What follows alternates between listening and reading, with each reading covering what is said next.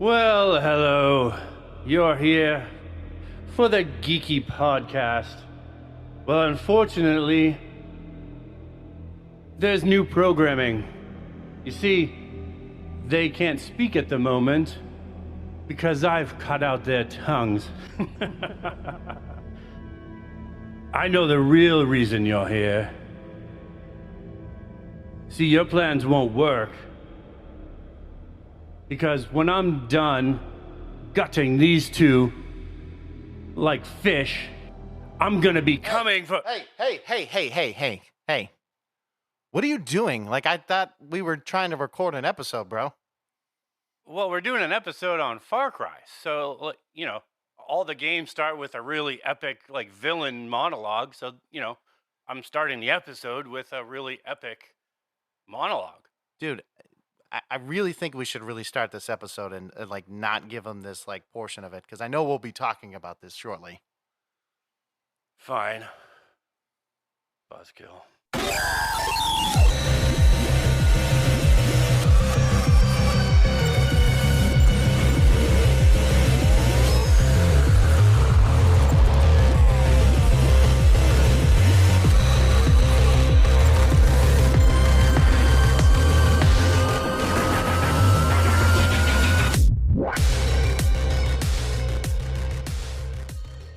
Hey, what's up, everybody? This is Matt with Geeks From The Multiverse podcast.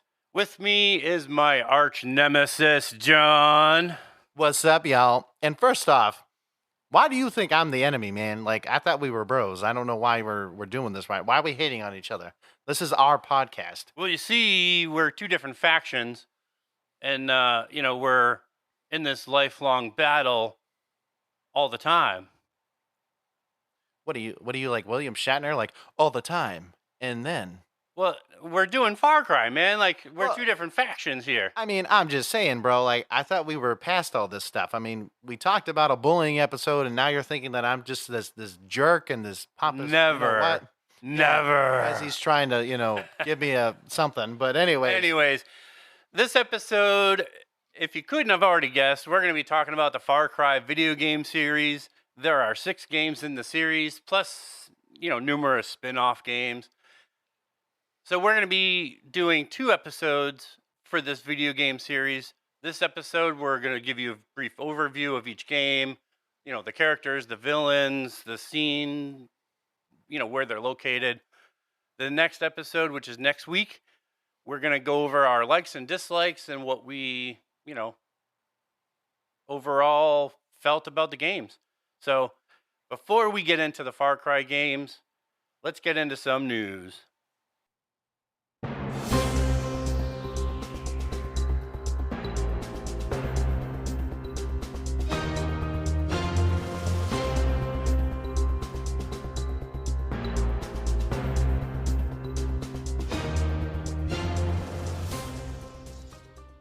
Welcome to the Multiverse Studios live. With me, as always, is Matt Gunther, and we got your boy John up in here. And we're going to bring you some news today. It's actually about Marvel, believe it or not.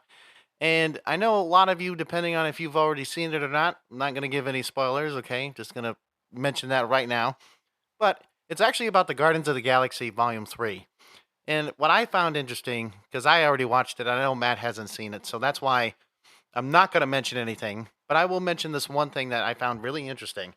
So, Jimmy Kimmel and Chris Pratt, they actually did an interview with each other.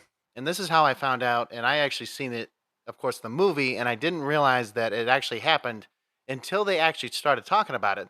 So, Chris Pratt is the first person in MCU, history, to actually swear in the movie. Now, granted, it's a PG-13 rating, and I understand that, for example, the F word is very uncommon in a PG-13 movie, but in this one, it was clear as day. So the way it goes is they were talking, and Jimmy Kimmel was like, I'm surprised that they gave you this honor of being able to say the first swear word, because they originally thought Samuel L. Jackson. If you don't know who he is, then I would advise you to look him up.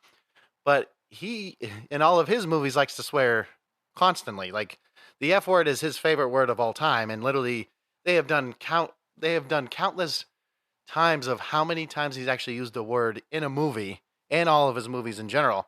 But anyways, so Chris Pratt was like, man, he's like, I was honored. It was a welcoming kind of moment for me. But what happened was, is apparently Kevin Feige and James Gunn, they were talking, and apparently they were talking about this one particular scene. And so Kevin Feige, the way he is, was like, are you sure you want to be the first director in the MCU to be able to say that they used an actual swear word in a movie?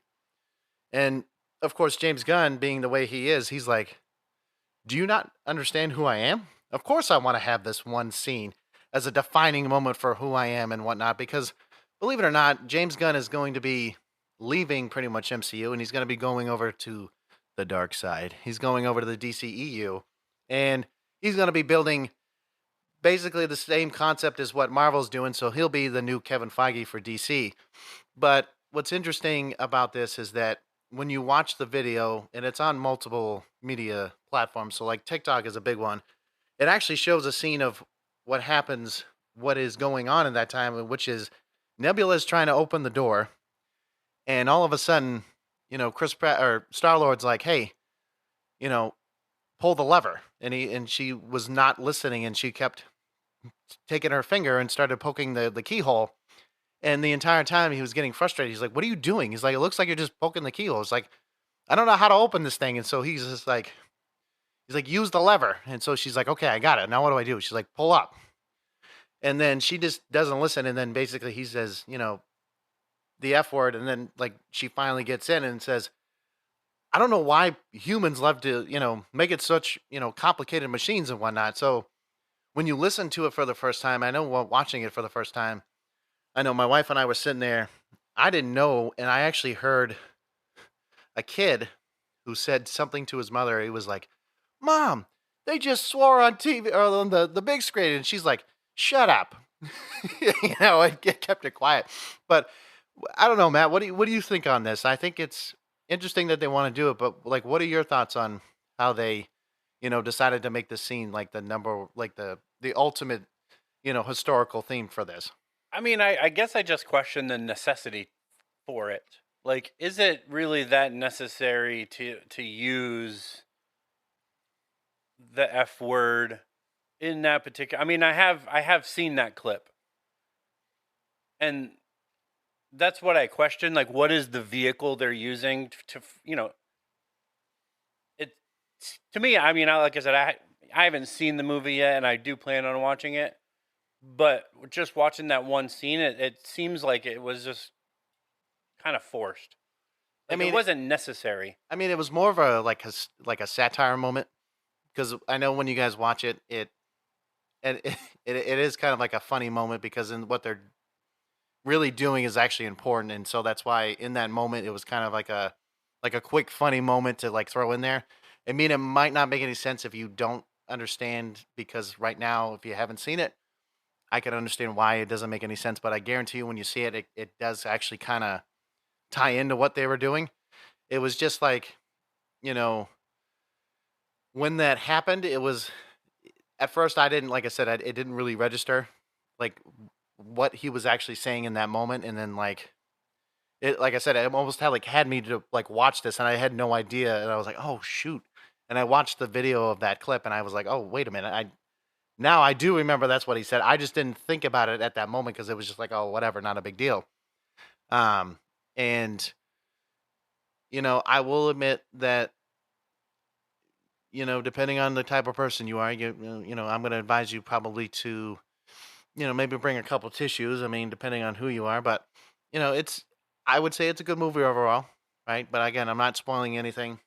I just wanted to talk about this because it was something that I found interesting enough to want to mention. It's actually like for some reason, it's actually a really hot topic that I just didn't realize it was blowing up the internet right now. And as Matt and I talk about, all basically things Marvel, it's like, these are moments that don't happen as often because, when we, find out when, new movies are happening or like the writer's strike that we talked about a little while ago, it doesn't, it really doesn't help when, like, for example, like we talked about, like Blade, having a movie like that, and then now it's like being delayed for another, so long, and it sucks. But like, it's actually not to like kind of go drawn out of this, but it sucks because there's actually a lot of TV shows that are now being canceled that because of the writer strikes and whatnot. But anyways, we just figured we'd give you that little tidbit. But let's jump into the overview of Far Cry. Absolutely. So, for those of you who haven't played Far Cry, um, it's on its sixth version.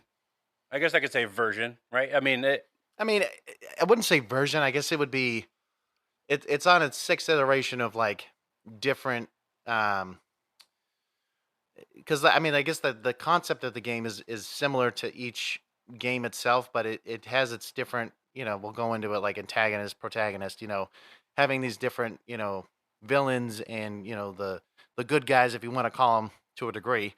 What they're trying to do and how they're trying to go about it. But I mean, they're on their sixth game right now. Is really, I guess, I want to say it. yeah. So generally, like they share like all the games share a general theme of, you take kind of this lawless frontier or this lawless place where the laws of today or whenever that in that game take place are no longer functioning, right?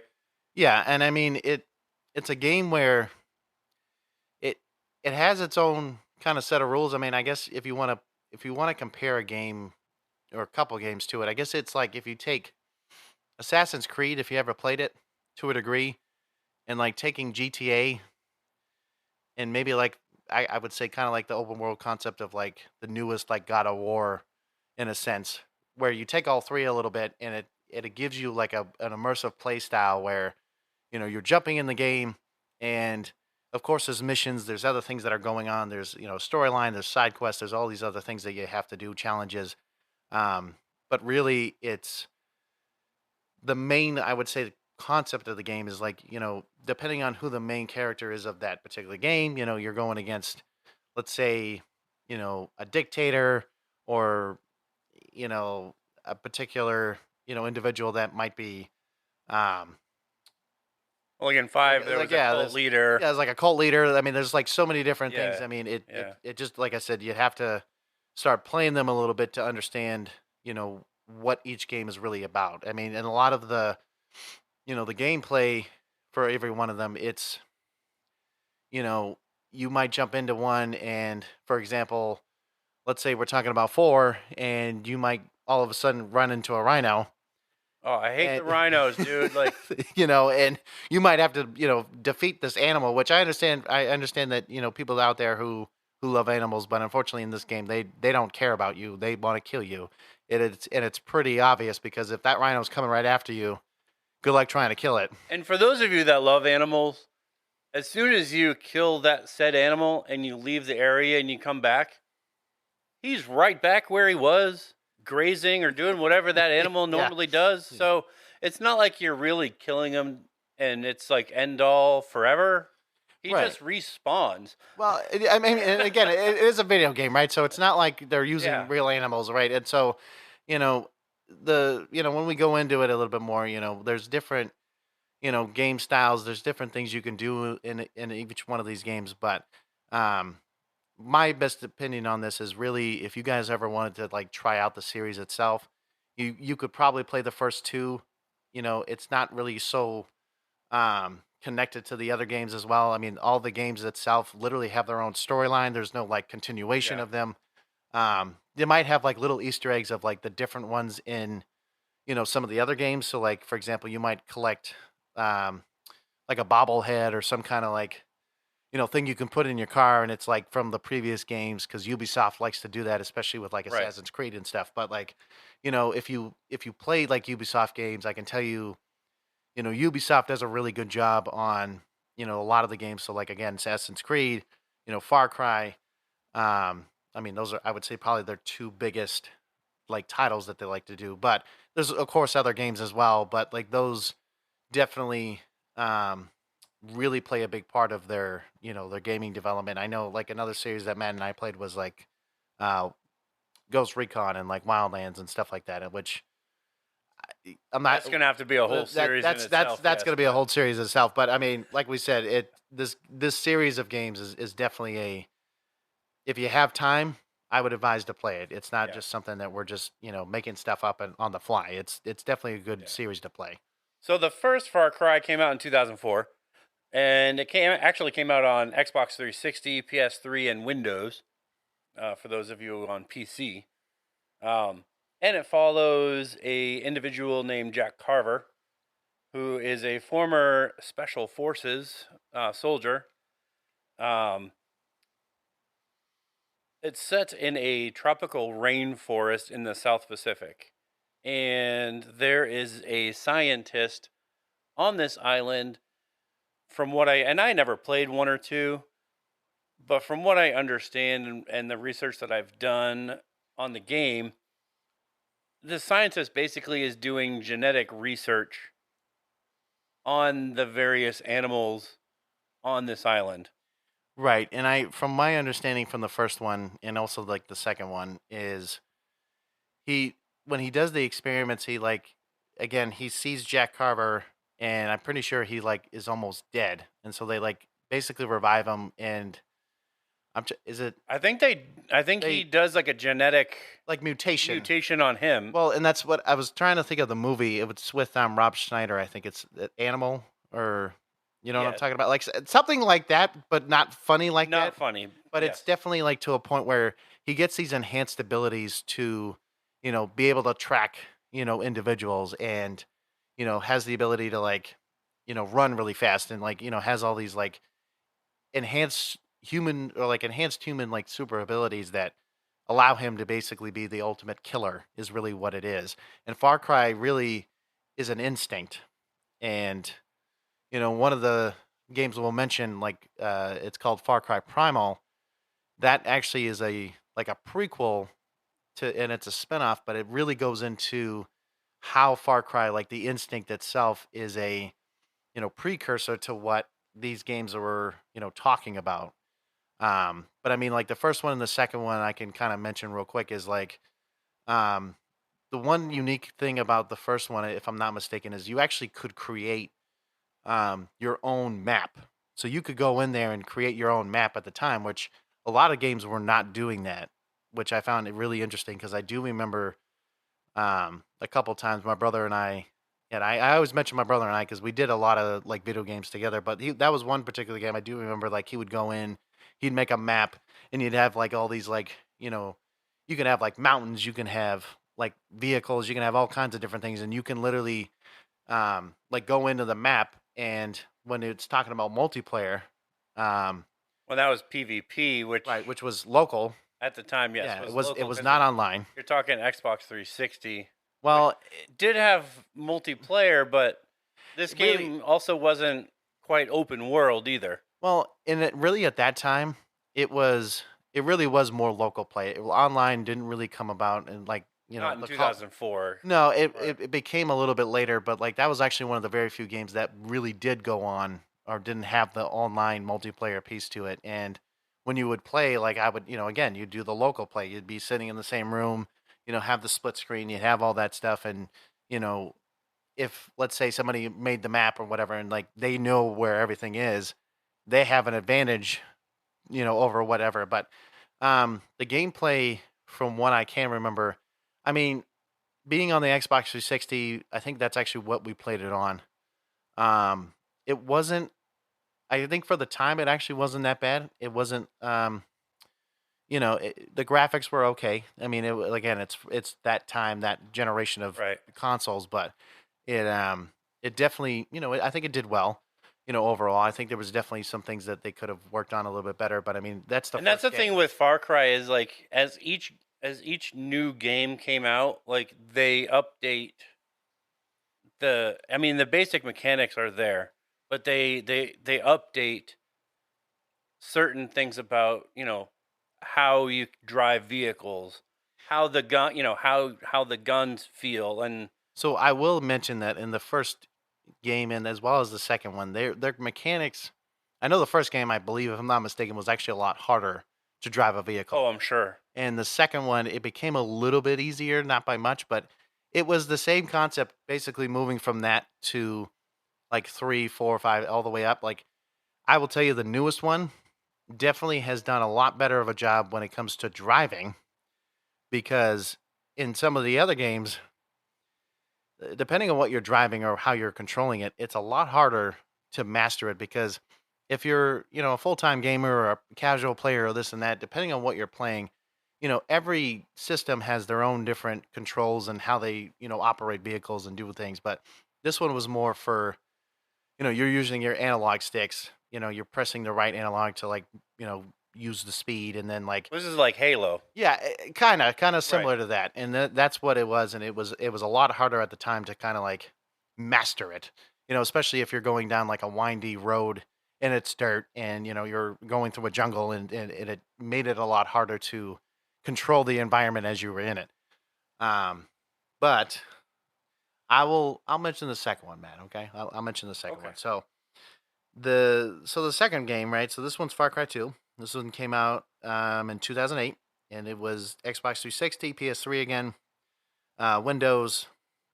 Actually, Mobile phones came out after. well, actually, now I'm thinking about it. I think Far Cry originally came out on the Xbox You're probably right. I think the Xbox 360 didn't come out until until after yeah, I like think it was 2010, 2011. yeah, I want to say it was the Xbox for both. It might have been for both, but I'm pretty sure the first one was definitely Xbox. I do remember that.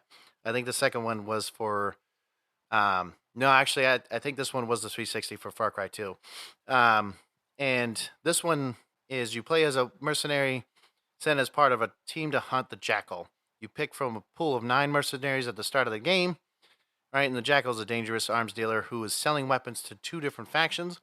It's also set in an African country engulfed in civil war. So this one's more not so much like the first game, but this is definitely like if you're like in Africa, like actually, Well, and this one through. starts very different from the first one.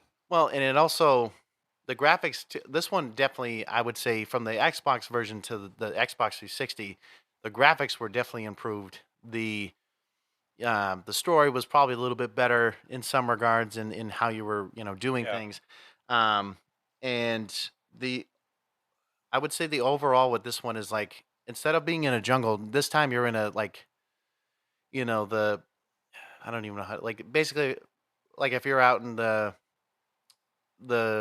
I don't even know what like the best way to call it, but like the the plains of like Africa, like the savannah. Okay, like the savannah. That I don't know why I couldn't think of it, but like you're going out and it's like it's all tall grass. Is like the trees out in the distance and stuff. So there's like different areas where it'd be like an open field with like little African villages and stuff like that. And then there might be some parts that could be like maybe a little jungle, maybe a little different in some areas, but this one really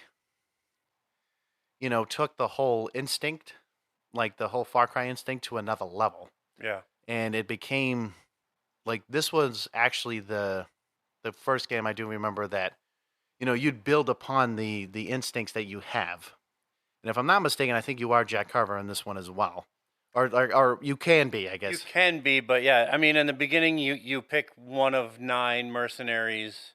Um, but this one, like I said before, it starts really, really different because you actually at the start of the game get infected with malaria, Yeah, and I think and you have to regularly oh, that's right. You have to take doses to. because you get infected with this malaria, you have to like regularly take doses of medication to avoid dying.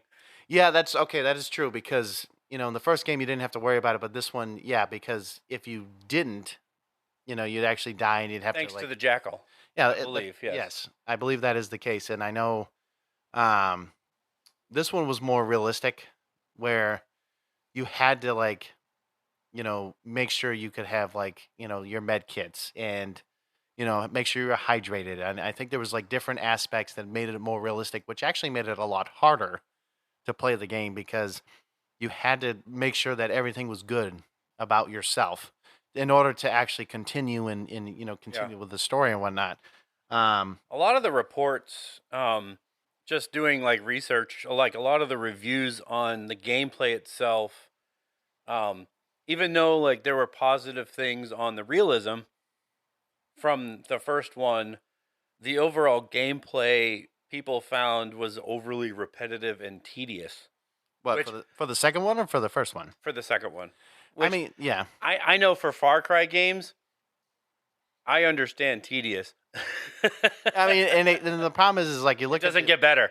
well, and so what he's talking about is like, for example, I know in I think it's 3 because that's where it first kind of started the whole outpost, like taking over the outpost and Outpost, the radio towers, that's where that one started. yeah, and it kind of developed into like you needed to take over certain areas so that way if you were in that particular spot, you wouldn't have multitude of like Yeah. enemies coming your way all at once. Hunting, and then you're looking for things, it's just yeah, it becomes tedious after a while, but I mean, go but so ahead. the only thing I was going to say is like the beauty of like the first couple of games it basically was like a foundation to what the other games became because as we talk about it um once we got into like the co-op aspect it became a lot easier for players to get in with a buddy of theirs or whatever. Like this is more I think 4 and on when they started doing the co-op thing. Yeah. But it became a lot easier instead of like doing it by yourself because the first 3 games it was like you really had to do everything by yourself and kind of figure it out on your own. Where the fourth and fifth and sixth one, they We're definitely diving into this one in the next episode. what? The whole co-op and the problem with it. Well, yes, we can definitely talk about that piece. But I was just saying like co-op wise as a whole, it does make it a little bit easier to do it like through the campaign Yes. wise. Yes. So for me, I mean, like I said, I never played 1 and 2, and only recently have I played 3 and actually 4. Um, but for me, I think this game really takes off from 3 on because that's really where we start seeing, and not that the first 2 games didn't have villains because they did, but I think 3, 4, 5, and 6 is really where the villains sort of almost take the lead role. Yeah, and I know with if we're jumping into the third one now, we can kind of do that because the second one it has its good points and has its bad points or whatever. But realistically, I can tell you 3, 4, 5, and 6 definitely had a lot more story and a lot more, like he's saying, with the villains actually having a bigger part in the games itself. And so, for example, in 3, there's a guy named Voss. Okay, and he's like The Pirate Lord. he's the yeah right the pirate lord, and he has a sister who's this like cult like leader of a like an ancient tribal group or whatever, or tribe really, and you don't find that out until of course a little bit later in the game. But it's interesting because yes, the first person you do meet is, if I'm not mistaken, Voss. Right. And the point of it is so there's a guy named, what is it, Jason Brody, if I'm not mistaken. Right. So let me go just over the overview of Okay, 3. sorry, So I stepped over your toes, my bad. so the setting is Rook Island, which in this one actually you can freely explore. You can walk around the entire map if you so desire to. So, and if I'm not mistaken, I know in the first 2 games as well, like you could do that, and I know it was more kind of like, I'm not saying there wasn't like side quest or anything, but it was really more mission It was based. much more mission based. It wasn't open world style, like as far as 3 and on. But this one is completely open world. You can, like, once you kind of have fully control over your character, you can explore the map kind of at free random. Like you can go from one end to the other and not experience anything. Right, and you basically it's that whole like GTA effect where you can just go do whatever you really want and not actually have to follow the story quite yet because you can literally start going to let's say a radio tower or Yeah. an outpost or whatever, depending on what you And do. it's with this one, you actually won't be able to see the map until you actually do the radio towers, which is True. kind of special. But this game actually had more of the role playing game features like skill trees and building experience than the first two games had. Well, so I will mention like the second one had a skill tree. It had certain things like certain abilities that you could get, but it wasn't. I would say it probably wasn't as in tune with the games to come because Yeah, there's I think more you 3 could really do. kind of more defined it. And obviously, when you get into 4, 5, and 6, it changes and adapts and gets better.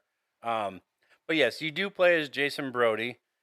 And basically, at the start of the game, you're kind of watching this video of him kind of being this kind of punk kid with his friends doing, extreme stunts, and they're jumping out of an airplane and they're kind of doing just random stuff on this island. And as you're watching this video of them jumping out of the plane, you kind of see this video's on a cell phone, and then that's where you kind of have Voss do his kind of opening monologue. If I'm not mistaken, didn't they blow up the plane? I don't know. I can't remember if they did or not because I think they crashed over like the island itself or something like that. Because It's a possibility they were captured. So, um, but you kind of start as him. You're captured. You were kidnapped by the pirates, and you start the game trying to find where your friends are, and that's the kind of the gist of where you kind of are in the game. Um, I mean, in the thing about this game too, what's nice is that once you progress through the story and you get to find your friends and whatnot, I think the most probably interesting thing is really towards the end of the game. I'm not gonna go into it fully, but like this is where you kind of get to decide on, you know, do you stay with your friends or do you decide to go with your lover, and it actually is quite interesting because that, at the time, you know, a lot of your actually if I'm not mistaken, a lot you this is like one of the very few times too that you can actually choose what you say and how you interact with those people, and it actually impacts what you do in the game a little bit too because um it it kind of drives the story in some ways of like what your ending could be because I don't know if is it like karma based because it's been a little bit for me since I played the game, but I thought it was like a little karma, like good and bad, and like how you word. I only played the first part of it recently. I haven't played the whole thing through, but Okay. um, I did find that 3 and 4 did play out awfully similar in the way that they were played. They were awfully similar. Obviously, 4 is an upgrade from 3 in the way that the gameplay is, but a lot of the things that you're doing in 3, you're also doing in 4, just in a different place. Yeah, I mean, when you look at 3 and 4, I mean, granted, one's on an island, and then 4 being in the what was it? It's a country. Um, what? Kairat. Oh, Kyrat. Yes. So I know it's It's in like the Himalayas. yeah. So it's a little different, and it's a dictatorship.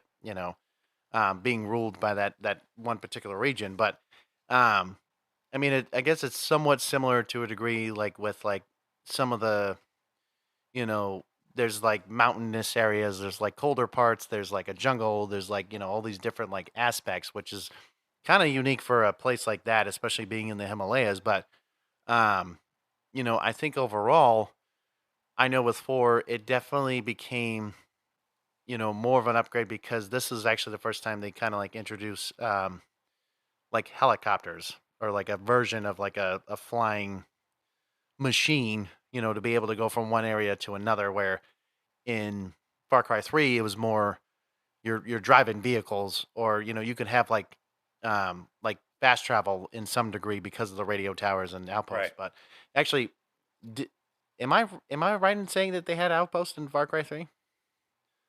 Or did they not have that quite yet? They did have outposts. Well, okay. Yeah. Like I said, it has been a while, but yeah, because basically you'll notice the pattern with 3, 4, 5, and 6. Outposts became a big thing, and as well as the radio towers, because that's how the radio towers were allowing you for opening the map up, and then the outposts were more like fast travel, so you didn't have to like keep driving along and like crap. Where am I at now? Well, hold on, let me pull up the map. I know where I'm at now since I have already opened this region up or whatever. Um, and it just allows you to kind of explore more, down the road. So that's why when you open the radio towers, the outpost, it allows you to, you know, also not have to worry about enemies like hunting you or coming after you every 2 seconds as well. So just like 3, 4 also had the same element, but 4 took it really extreme in the way that you had to do it. But 3, did add a hunting element to upgrading certain things, like how much ammo you could carry, how much things you could carry. Yeah. You had to hunt, so many, pig pelts or, this kind of animal pelt. Yeah, and I know like the certain like skins like he's talking about in whatnot. I mean, even in like the first like games itself, I mean they have different weapons you can pick off of enemies, and you can do like machine guns and I don't think maybe snipers or like sniper rifles, like things of that nature, but like the you might have had like a grenade launcher or things like that, but like each of the games is also unique because they do have their own set of weapons that are different in some capacity, throughout the games. And also, believe it or not, in each area for like 3, and 4, and basically all the way up, animals were like a real threat. Like, and I would say the biggest one that actually Matt and I did talk about was the mongoose, or yeah, it was the mongoose, or no, it was the honey badger. My bad, the honey badger. Yeah. So those things, I don't know if you've ever actually seen one in real life, but in this game, these guys were ruthless. Like they could almost kill you in one hit if you weren't careful. Like these guys, you basically had to take your heaviest weapon and you had to like start shooting it multiple times because that thing literally was somehow impenetrable. Yeah. So you had to like hit it 2 or 3 times before it would ever go down. And this thing's not big. It's not like you're versing a rhino. It's not like you're versing a moose or a bison or whatever, right? I mean, these things were so small that these things were quick. So like you couldn't go up to it and knife it. And even if you tried, you better have some skills that would allow you to to be able to do that really quick, because there's very few times where you could do that. I mean, talking animals, I hated the eagles, to be honest. The eagles in 4, when they were flying, you could barely hit them because of how they flew. And when they swooped in, you literally just couldn't do anything. Well, there's nothing you really can't. The only way you can really kill them, because I know I'm not trying to jump ahead, but like I know in, for example, 5, right? So like because there's eagles too, and they would come and swoop in and do all Very that. small window when they're flying in at you. So you really had to like you literally had to like almost anticipate their flight pattern, and you almost had to get exactly where they were gonna go in order to like kill it. So I know in 4 they introduced, and they might have done it in 3, but the bow and arrow, right? Because I don't know if they did that in 3 off the top of my head, but I know in 4 they did that, if I'm not mistaken. Yeah, there were bow and arrows in 4. Yeah, because that one, the reason why that's important is because once you unlock that thing, once you like, if you killed an animal with it, you can pick up the same arrow that you just killed that animal with, and it was nice because you can upgrade it to have explosive arrows. And fire arrows. Fire arrows, The well, best. yeah, absolutely. Because those, like, if there's like a grassy area, yeah, those guys are done. They're not going anywhere. But Yeah. like, you want an explosive arrow, good luck. I'm like, especially like against a rhino or something. Like you might have to like shoot it a few times, but at least that thing's going down at some point. All right, so we did kind of, we have been talking about 4. So, um, Far Cry 4 Well, came out in 2014. oh, okay, But my bad. we didn't do the overview yet. Right, because okay, you never mind. You go ahead. Um, the protagonist is AJ Gall, and he is, I guess, kind of caught in this civil war because he just lost his mother, Right, well, who's originally from who's Iraq? yeah, initially from there, and he is traveling from the U.S.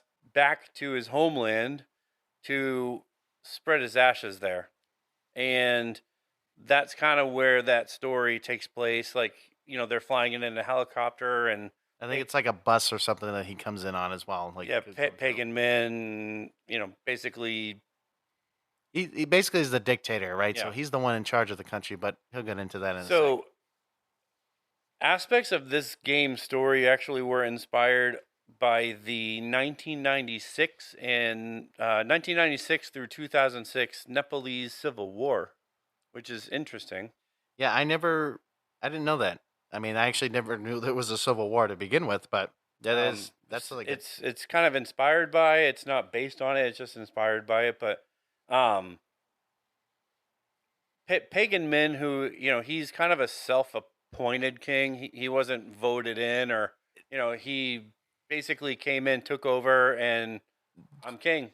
So the one thing I will mention is when you look at 3 and you look at 4, so Voss is very psychotic. I want to mention this because it's very important, especially with the games we're going to be talking about. Voss is very psychotic. Like he's got a lot of mental health issues going on. Like he's basically a serial killer to another degree. He's the definition of insanity. Correct. Like he is literally it. Yeah. And Pagan Min, he's this like fancy, flashy, kind of like a very I don't even know how to call it. Like he's not flam. Well, although actually, no, He is very flamboyant. No, you're right. Yes, No, yes. he's very flamboyant. He's very metrosexual. Like he's very. It's actually quite surprising with him, but he's very calm. To a degree. He's very cold. He's cold. He's calm, but when you do make him angry, like he doesn't just stop. He keeps going. No, he keeps going, and when you first meet him, I think like you first get this understanding of who he is, and then by the very, very end of the game, it's a completely different message. It's a completely different message, and then you look back at the beginning and you're like, wait a minute, like this whole time you had this one perception of him towards your character. Right. But the whole game, it wasn't even that. Well, and I think and I'm only going to mention this too real quick, is like, so Voss, right? So being in like the jungle, he's very, like his style of like, let's say clothing is like, more military like, more like khakis, kind of like the tank top and, kind of like jungle apparel, I guess you want to say.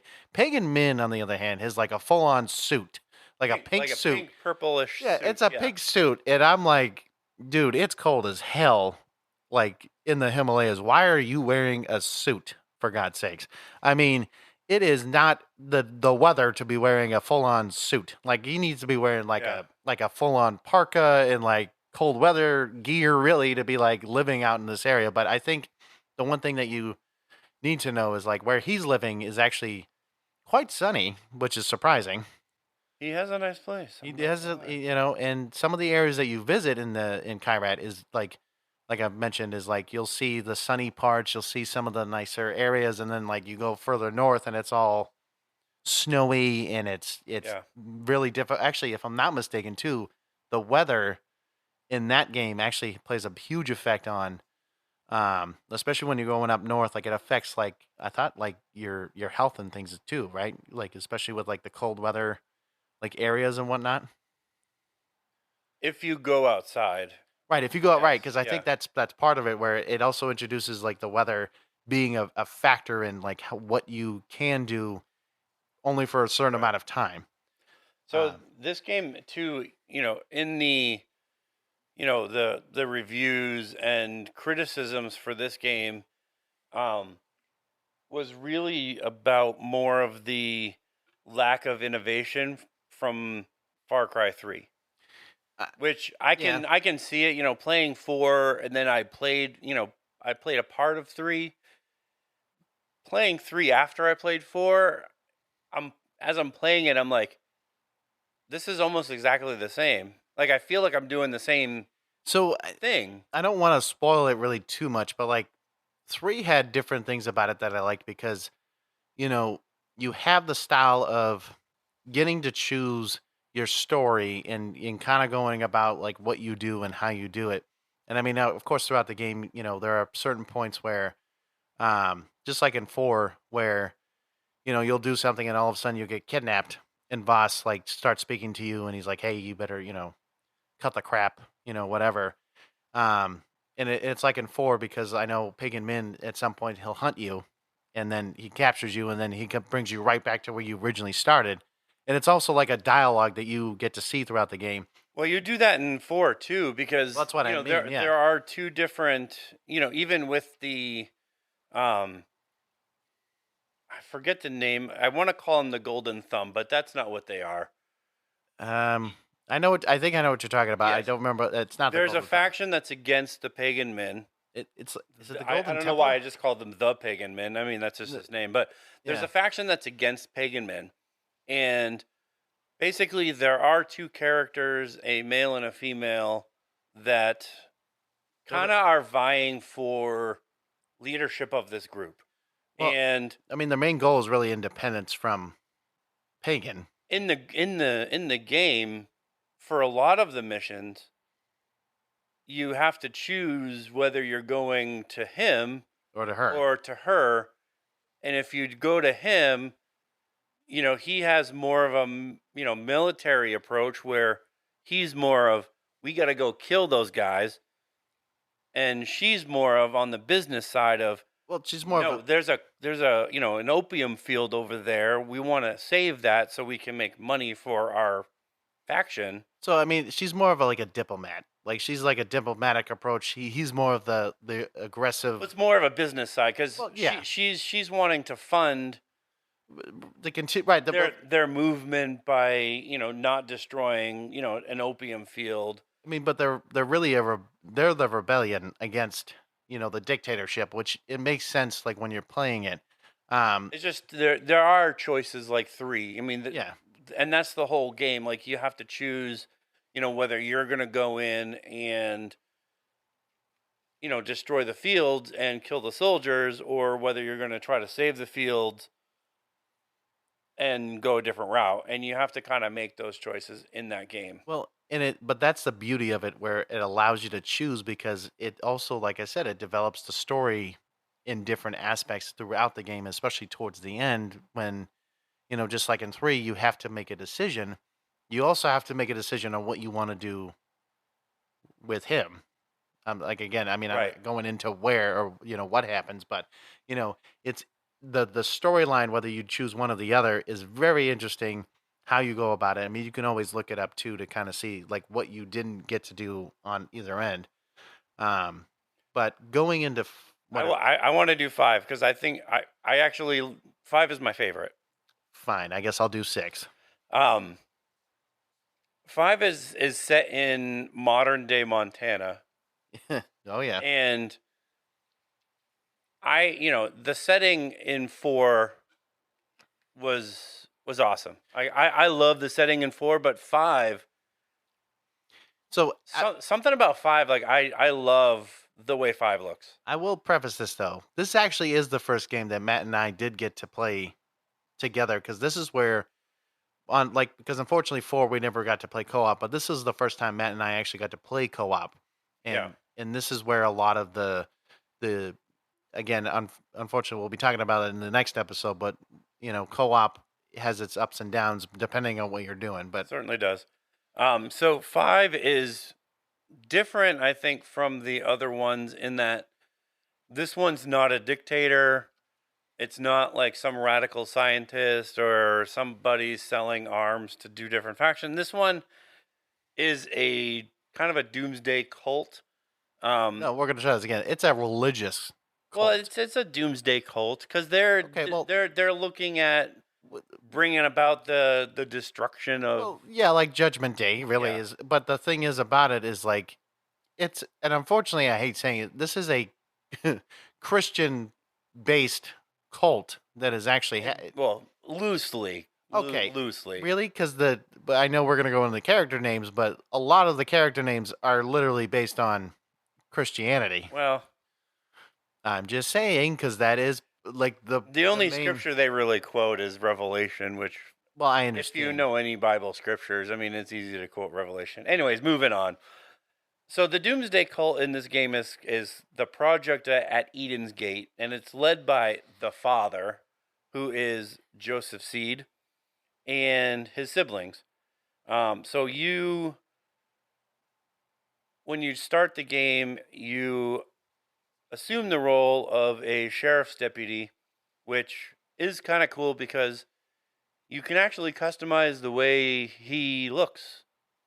Not so much in his appearance, I think, but in the way that he's dressed. Well, and this actually was the first time that you actually get to do customization, Right. which was nice because in the other games, Again, not so much in how he looks, but in the clothes that he wears. well, you can change the like as you can make it a male or female. Like this is the first time you can choose your gender and Yeah, the way yeah. the person looks and whatever. But yeah, Um, and if there was an actual store related to this game, so you could actually buy, you know, Pagan Min's outfit. You could buy Joseph Seed's, like you could buy different outfits, like which is kind of cool. and you Um, this is where they also like Ubisoft really kind of did the whole like collectibles for like the vehicles, so you could get like the Pagan Min and you could get like Voss or the little some real yeah the bobbleheads, little yeah. bobbleheads on the cars. Um, so this one, it kind of did away with more of the needing to hunt. So four had an entire hunting element with, how much ammo you could carry, how much bait you could carry. Basically, everything was in a pouch and everything needed to be upgraded 4 times. Well, The fourth one actually required you to do a fashionista mission, which yeah. you had to go hunt an exotic animal with a particular weapon. One of them actually was a crazy, insane honey badger. Yeah, like I said. So I mean, and what I liked about five, I'm not gonna lie, is like it actually started to introduce the whole fishing concept. Yes, yeah, fishing. You actually had bait. You could buy. I think there were 3 different fishing poles that you could buy, Yeah, and you could literally just go up to a body of water, and each body of water had different fish. You had different baits for different fish. and if I'm not mistaken, like this one, like besides doing the It was still really hard to do it, well, you're right, but like but with the animals, like I can say that Matt and I we found a little glitch in the system. So there's a certain part of the map where there's a bunch of bison, and so if you had the bow and arrow, and if you had the explosive arrows, like the actual like grenade attached to the arrow, you keep doing that every time, and you kept of course buying your ammo, whatever. You would make so much money that you could literally buy all the weapons, you could buy clothing, you could buy yeah, vehicles, yeah. whatever. So we would keep doing that for like at least 2 hours, and we'd have so much money between the both of us that we're like, okay, we're gonna buy this helicopter, we're gonna do this, we're gonna do that. And the one thing that I liked about this game, which they actually this is the first time they ever did this, was the whole companions, right? So you'd have like, Yes. And it your forced you to do that because you actually had to talk to the NPCs, where the other games you didn't have to. right, and like your like the different companions you would get. So you would get like animal companions. So there's the first companion you actually meet is Boomer, which is a dog. It's a farm dog, really, but he's a tracking dog, right? So he allows you to kind of do like the beauty of these companions is that they have different abilities. They have different things that allow you to do different things. So like there's one that might do stealth. Another one's like heavy. Like one of them is Herc, who's this guy who holds a freaking rocket launcher, and he like Yeah. brings his like Jeep or And whatever. the humans obviously are the most beneficial, especially like this one. As opposed to four, because four really had fortresses, and this one actually does have legit outposts, and there's a ton of outposts in this game, and it's helpful because like you can go up to somebody and talk to them, and they may be like, hey, I need this, Like this one definitely had come more. follow me. Right. And it had a lot more side quests. This one had a lot more Yeah. like for example, like it's not part of the main story. Or actually I think oh no, it's not. It's the fishing pole, like getting that fishing pole or whatever. That's more of a side quest that you can do. But like I know with like the challenges too, you know, there wasn't as many as there was in like 4 where you'd have to do like he was saying like you had to do like so many, you know, let's say you had to kill like 4 deer or like whatever like alligators or crocodiles whatever like whatever it was at the time like it yeah like this one you can do certain things you can be like if I'm not mistaken you can like capture so many or like kill so many like bison and like you would get like skill points. That's what it was. You would get skill points and you would use those skill points to like upgrade your like certain abilities or certain weapons or certain things like that. So it allow you to do more, which it was nice because those challenges helped you in the long run. So that's why it was also important to also like do hunting and fishing and other things like that too, because it would give you like skill points that would help you down the road as well. Besides just like doing main missions and doing all those kinds of things as well. Um, but I will mention there was one particular person out of this whole group of people. So like you had John, okay, so he was like the first like when he Matt was talking about like the siblings, okay, like this game had multiple bosses. It wasn't just one, it was 4. Okay, you had John was your first one. You had was it Hope? Yes. Okay, and then you had Which Jacob. I know we're not doing likes or dislikes, and we're kind of getting to the point of no return here. Well, no, I We, get you. we got to get there, but I hated Hope. I agree because and I'll explain this real quick. Bliss. Okay, Ugh. and the reason why is because Bliss bullets. well, yes, but I will say that she became a royal pain in the butt. Yes. And because she was like, it's like if you, I'm not condoning this by any means, but it's like taking an LSD trip. Okay, like the whole thing that she does is ridiculous. But I know we're not going in like those particular pieces, but the game itself, I think it did an amazing job with the graphics, the weapons and everything were great, and overall, I think I agree with Matt. It's definitely one of my favorites. Because it's a game that I think both him and I like. Even if we jumped on now, like I could play it again with him, and there would be no issue. Yeah. But let's dive into the last Far Cry. Well, sorry, the last main Far Cry.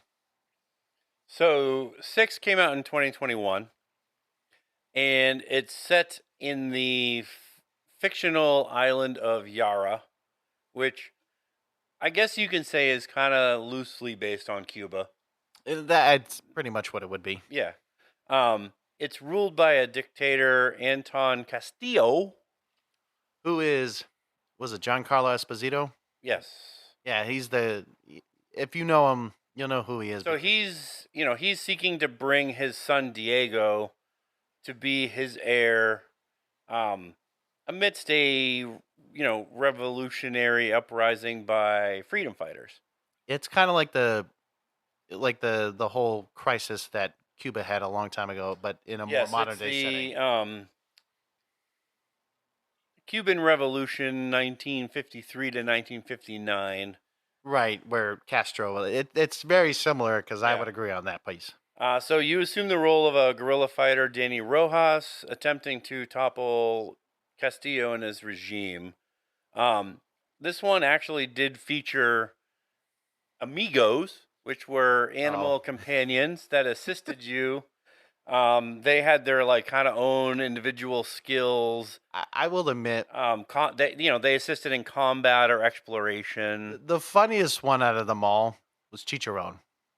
Like it was Yes, okay. Really, a fighting chicken. it was yes, it was a rooster. Okay, and it I literally. thought you were going to say the word. I'm not gonna say that word, no. But it honestly, it was the like when you see him, like in the. What's funny is like his owner. Oh, that mission to go get him Oh, though. it was a pain. Oh, that was a pain. Having to go after, you know, Oh, no, to you mean to, like to get him, and then you basically have to go like after this guy who is running this racket of fighting chickens, yeah, cockfighting? But yes, and he basically, to make a long story short, he sicks all of his fighting roosters after you, right.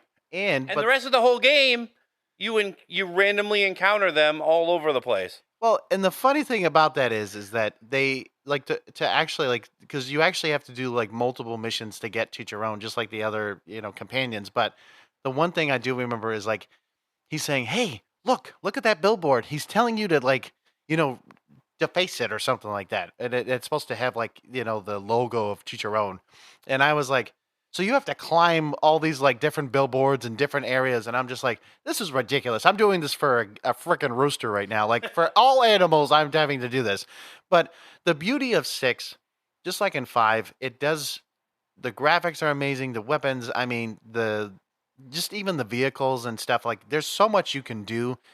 I mean, this one actually, if I'm not mistaken, introduces like it's like a dune buggy with like but it basically it's almost like an airplane, but like in a dune buggy, and but allows you to kind of fly around. But this one is where Matt and I, when we were playing, we'd almost get ourselves killed. I liked the little helicopter, but John liked the dune buggy. But you can't see, and we'll get into this one in the next episode. But you can't land it No. because you can only land it in a certain way, or you would blow up. Well, it's so the problem is that you basically would have to have a nice like road or a landing strip. Or you bail. Or in his case, yes, you would have to bail on that piece. But I think in this game, I know Matt can disagree, but I think this game also took it to another level in some regards when it comes to um the different because there's like different factions you get to see. There's different people that you actually get to meet, which is nice. And it kind of like allows you to Danny Trejo. yeah, Danny Trejo, believe it or not, he's a little like side like DLC, but like there's so many different things in this Yeah. game that I can't even describe. It's more like you have to play it, and it really is a really good game in my opinion. I mean, It was good. I mean, I'm not a huge fan of this one in particular. but I mean the whole guerrilla war fighting. I mean that was a different approach to this kind of style of game. Yes, and I do like the map, and I do like kind of what they did with having the territories, because Yeah. the territories were new for this game, And it actually from the other ones, because the other ones, like, you didn't really have territories, you just Well, had like kind of outposts. I mean, 5 was more territorial because it did because when you had John, Jacob, and Hope, like they had their own regions, so you'd have to like go to those particular spots and explore it as well. Well, they had regions, but I think with 6 they made they really made these like regions kind of like you had to do everything in that region to open it up for your fighters. Well, so the one thing that I do remember is like each particular region, even in 5, is like they had their own like factions. Like you actually had to meet the leaders and you had to go like talk to them and like do missions for them to gain their respect and everything else. And like that was the nice part from 5 is 6 is that it kind of allowed you to kind of you didn't have to do one you didn't have to really do anything, but I mean in order to progress like you'd have to go meet these guys or gals or whoever, and you'd have to go help them do their missions and do whatever, but it allows you to kind of do it in a different way. So instead of like going, let's say, to John in 5, you could have went to Hope or you could have went to Jacob, and done those missions over there, and then came back and then did those. So there really is no particular order. Just like in 6, you didn't. I mean, you could have started anywhere, and it didn't really matter where you started. And it really just allows you to kind of, see the world for what it is. But I will say that in 6, it is actually a lot bigger. It is actually a lot more. There's like you have like the little small island, but then there's like all this other island that is like Yeah. huge and all And you different actually aspects. need the flying vehicles to get Yes. to where you are. Except the flying vehicles sometimes don't help you because that was the game that actually had Anti-air missiles, anti-air missiles. which made it a lot harder. So what you'd have to do is you'd have to go all over the place because this was the one time where you actually had to go and figure out where those anti-air missile, like, And you had to take those out, and then before you you could could kind of fly. fly in that area, but they would, they would take you out. Yeah, and it was nice because, like, yeah, it was kind of a pain because you'd have to go like take the outpost and then, like, right nearby it would be like the anti-air, so you'd have to go get it. But like the first thing you would honestly would probably need to do is go to one region, figure out where all those anti-air missiles are, get rid of them immediately. If there's an outpost nearby, you might as well take it over. But you know, it's so much easier. Like I'm saying it, I'm saying this as a tip. Take out all the anti-air missiles in that particular spot before you start going around because Matt and I learned a few times that you have to fly really low in order for them to not. And so like when you're driving that dune buggy that flies, you literally almost have to be like hovering off the ground for it to not hit you because you will die. It will come after you and it will actually blow you up unless you get lucky and you are somehow like going at, not saying supersonic speed, but enough where it's not aiming at you directly. So the last thing that I will mention before we kind of close off the show here is the Supremo weapons, which Yes. we didn't really mention. No, These that's are right. these are kind of new for this game, and they were kind of like, I guess, kind of made for the character in a garage, Right, but kind of a weapon. they're the more was the guy, I can't remember his name, but he's like the other, like, he's like your main partner or like your partner in crime, whatever. But he's like gorilla, So the way he says it, I Yeah. love his voice. But it's like guerrilla weapons that basically like help those, the character. Like there could be a flamethrower, there could be like I electric like the shock. one personally, being, the game itself, there was one that basically healed.